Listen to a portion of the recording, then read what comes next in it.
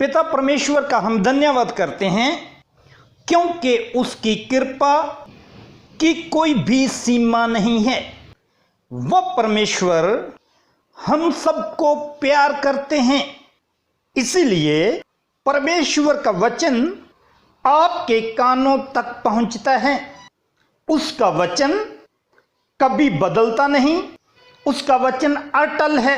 यदि आप उसके वचन पर केवल विश्वास ही करते हैं तो आपकी परिस्थितियां और हालात बदल जाते हैं। यही परमेश्वर के वचन का आपके साथ वादा है। परिस्थितियां और हालात बदलने के लिए केवल आप लोगों ने अपनी सोच को बदलना है और अपने मन में यहां शैतान हमला करता है और मन में बुरे विचार डालता है, केवल उसी को ही बदलना है। मन को बदलकर उसमें परमेश्वर के वचन को स्थान देना है और आपके हालात बदल जाएंगे।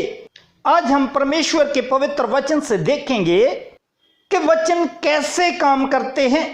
वचन वो चीज है जो परमेश्वर ने अपने मुख से निकाले शब्द हैं, जो परमेश्वर ने कहा था और जो परमेश्वर कहते हैं और जो परमेश्वर आत्मा के द्वारा कहेंगे, वह अटल है, वह बदलेगा नहीं।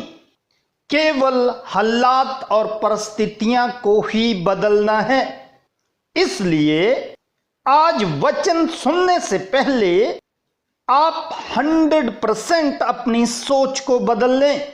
यशायाह 48 और इसका 17 वचन, मैं ही तेरा यहोवा परमेश्वर हूं जो तुझे लाभ के लिए शिक्षा देता हूं।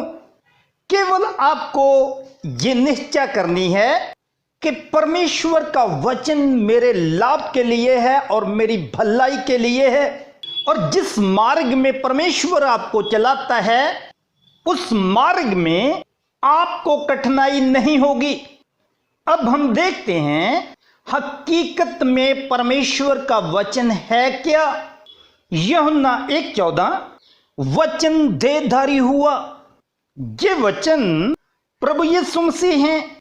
आज से 2000 साल पहले परमेश्वर के वचन ने एक देह को लिया और उसी का नाम प्रभु यीशु मसीह पड़ा। एक परमेश्वर का दास प्रभु यीशु मसीह के बारे में क्या लिखते हैं? इब्रानियां 13:8, यीशु मसीह कल और आज और युगानुयुग एक सा है।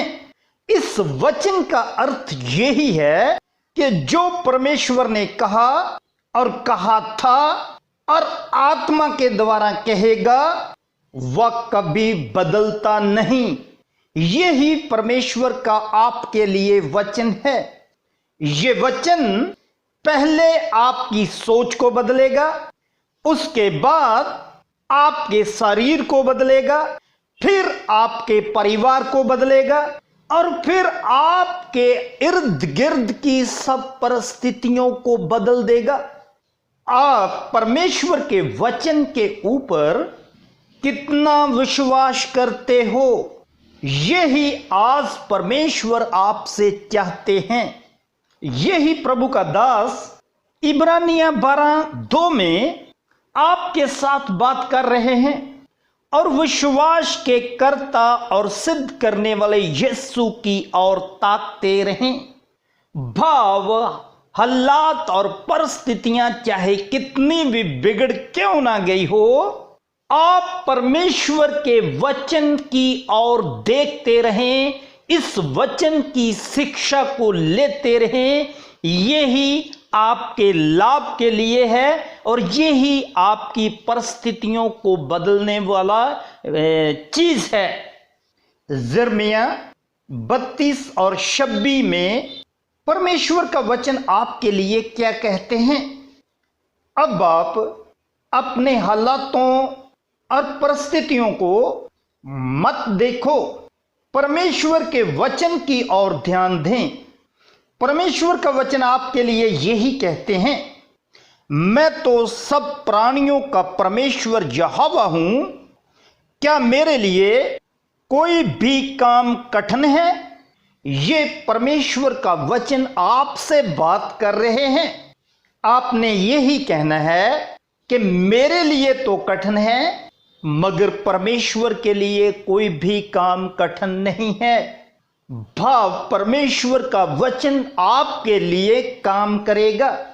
इस वचन को आप अपने मन में रखें और उस वचन और सोच की राखी करें। वो आपके मन में काम करेगा, फिर आपका पूरा शरीर बदल जाएगा और आपके घर के हालात बदल जाएंगे।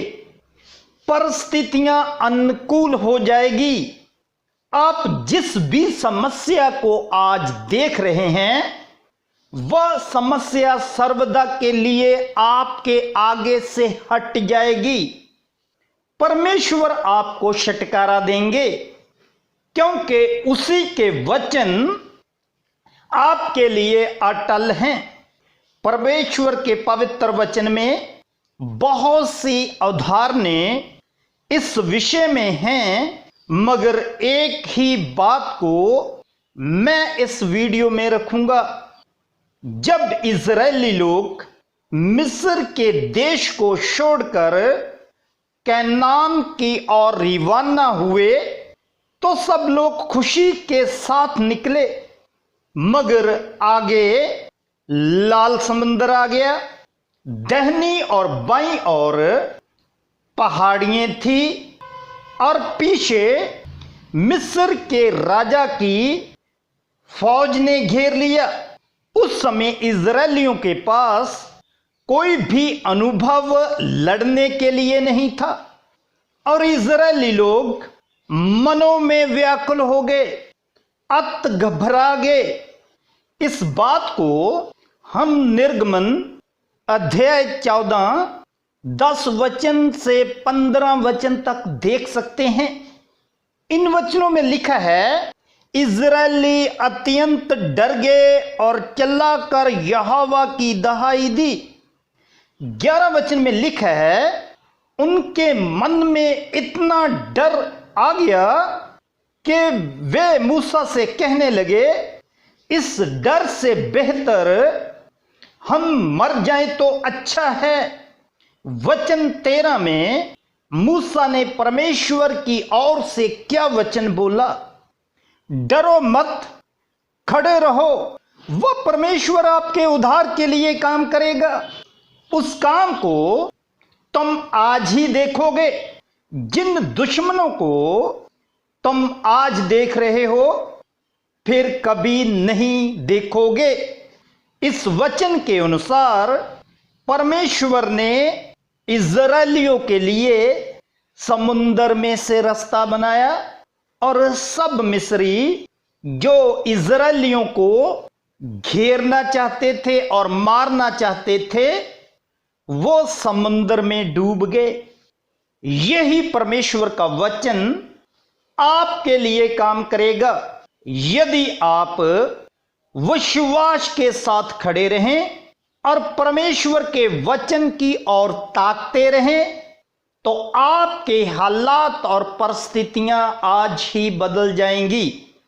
यदि आप परमेश्वर के वचन को प्यार करते हो, तो अपने मन में परमेश्वर के वचन को रखो और इस वचन को उन मसीही लोगों के साथ बांटना ना भूलें जो मसीही लोग अपने हालातों और परिस्थितियों से परेशान हैं।